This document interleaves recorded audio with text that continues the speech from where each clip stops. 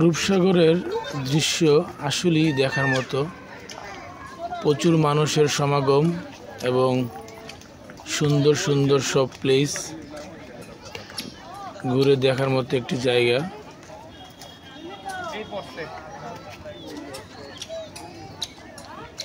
অনেক মানুষ কিন্তু এই জায়গাতে আসে ঘুরতে, বিকেলবেলায় ফটোশ্যুট করার জন্য অথবা ভিডিওগ্রাফির জন্য। এই জায়গাটা ভেরি সুইটেবল।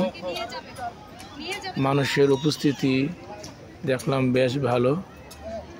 সবাই যার যার মতো করে বসে তার প্রিয়জনের সাথে, বন্ধুর সাথে গল্প করছে, পরিবারের সাথে ঘুরে বেড়াচ্ছে।